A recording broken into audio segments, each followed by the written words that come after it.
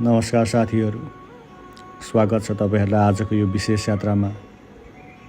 आज हामी बाइकमा निस्किएका छौँ एक पवित्र र सुन्दर गन्तव्यतर्फ, नृसिंहधाम। बिहानको ताजा हावा, उत्साहले भरिएको मन र अगाडि लामो यात्रा। यहीँबाट हाम्रो आजको यात्रा सुरु हुन्छ। बाइकको इन्जिनसँगै यात्रा पनि अघि बढ्न थाल्यो। घरबाट निस्किएपछि हामी हरमटारीतर्फ लाग्यौँ। हरमटारी पुग्दा वरपरको वातावरण र मानिसको चहल पहलको दृश्यले यात्रालाई अझ रमाइलो बनाइदियो। त्यसपछि हामी हाम्रो गन्तव्यतर्फ अगाडि बढ्नलाई हरमटारीको दायाँतर्फ लाग्यौँ। त्यसपछि हामी गोर्खा नगरपालिका पार गर्दै अघि बढ्यौँ। सहरको चहल पहल बिस्तारै पछाडि छुट्दै गयो र प्रकृतिको सुन्दरता झन् नजिकिँदै गयो। गोर्खा नगरपालिका पार गरेपछि हामी भीमसेन गाउँपालिकातर्फ लाग्यौँ।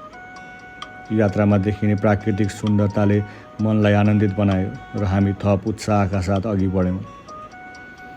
बाटोभरिको हरिया डाँडाहरू, खेतबारी, साना गाउँ बस्ती र प्राकृतिक दृश्यले यात्रालाई झन् रोमाञ्चक बनाइदिइरहेको थियो। बाइकमा यात्रा गर्दा प्रकृतिलाई नजिकबाट महसुस गर्न पाइने भएकोले हरेक क्षण विशेष लागिरहेको थियो। भीमसेन गाउँपालिका स्थित ख्याम्पेसाल बजारतर्फ हामी अघि बढ्यौँ। ख्याम्पेसाल आफैमा आफ्नो प्राकृतिक सुन्दरता र शान्त वातावरणको लागि परिचित क्षेत्र हो। यहाँका हरिया पहाड, खुल्ला दृश्यहरू, चिसो हावाले यात्रालाई अझै स्मरणीय बनाइदियो। बाटोका प्रत्येक मोडमा नयाँ दृश्य देखिन्थ्यो र प्रकृतिको अनुपम सुन्दरताले मन बारम्बार मोहित भइरहेको थियो। यात्रा अघि बढ्दै जाँदा हामी आरुघाट गाउँपालिकामा प्रवेश गऱ्यौँ। आरुघाट बजारले आफैमा एउटा इतिहास बोकेको छ। आरुघाट बजार क्षेत्र पुग्दा त्यहाँको चहल पहल, स्थानीय व्यापारिक गतिविधि र मानिसहरूको दैनिक जीवन नजिकबाट देख्न पायौँ। केही समय बजार क्षेत्रको दृश्य अवलोकन गर्दै हामी आफ्नो यात्रामा अघि बढ्यौँ। आरुघाट क्षेत्र पार गर्दै जाँदा बुढी गण्डकी नदीको किनार, पहाडी भूभाग र वरपरको मनोरम दृश्यले यात्रालाई अझ विशेष बनाइरहेको थियो। कहिले उकालो, कहिले ओह्रालो, कहिले नदी किनार त कहिले हरियालीले ढाकेका पहाडहरू। यात्राका हरेक दृश्य क्यामेरामा कैद गर्न लायक थियो। आरुघाट गाउँपालिकाको सीमा पारसँगै हामी गोर्खा जिल्लाबाट अब धादिङ जिल्लाको त्रिपुरा सुन्दरी गाउँपालिकातर्फ अघि बढ्यौँ। अब गन्तव्य नजिकिँदै थियो। बाटो झन् रमाइलो र दृश्य झन् आकर्षक बन्दै गइरहेको थियो। शान्त वातावरण, चिसो हावा र प्रकृतिको अनुपम सुन्दरताले मनलाई बारम्बार मोहित बनाइरहेको थियो। यात्राको क्रममा हामीले धेरै सुन्दर दृश्य देख्यौँ, धेरै नयाँ अनुभव बटुल्यौँ। बाइकको हरेक किलोमिटरले नयाँ अनुभूति दिइरहेको थियो। लामो यात्रा पार गर्दै अन्ततः हामी नृसिंहधाम पुग्यौँ। बुढी गण्डकी नदीको किनारमा अवस्थित यो पवित्र धाम धार्मिक आस्था र प्राकृतिक सुन्दरताको खानी रहेछ। उच्च पहाडको काखमा अवस्थित नृसिंहधाम धार्मिक आस्था, प्राकृतिक सौन्दर्य र आध्यात्मिक अनुभूतिको अनुपम सङ्गम रहेछ।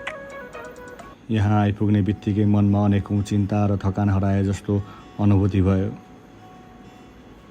निरन्तर बगिरहने बुढी गण्डकी नदीको मधुर आवाज, वरपर फैलिएका हरिया पहाडहरू र शान्त वातावरणले यस स्थानलाई अझ मनमोहक बनाएको रहेछ। धामबाट देखिने बुढी गण्डकी नदीको दृश्य साँच्चीकै लोभलाग्दो थियो।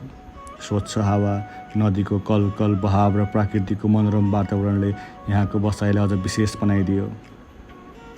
नदीको किनारमा बसेर केही समय बिताउँदा मनमा सबै थकान र चिन्ताहरू हराए जस्तो अनुभूति भयो। धामबाट देखिने प्राकृतिक दृश्यले पनि अत्यन्त आकर्षक थिए।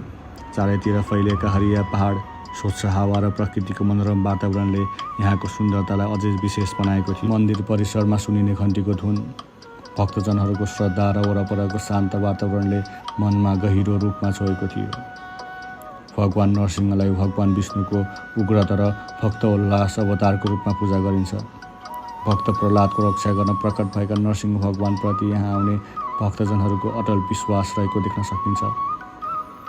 नरसिंहधाम केवल पूजा गर्ने स्थान मात्र होइन, मनलाई शान्त बनाउने, सकारात्मक ऊर्जा प्राप्त गर्ने र प्रकृतिसँग नजिक हुने एउटा पवित्र स्थल पनि रहेछ। यहाँ बिताएका प्रत्येक क्षण अविस्मरणीय अनुभव बनेर मनमा बसिरहेछन्।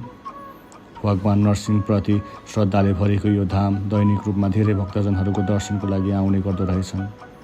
यहाँ आएर पूजा आराधना गर्दा आत्मिक शान्ति प्राप्त हुने र मनोकामना पुरा हुने विश्वास पनि रहेछ। नरसिंहधाम केवल एउटा धार्मिक स्थल मात्र नभई प्रकृति, आस्था र आध्यात्मिकको सुन्दर केन्द्र पनि रहेछ।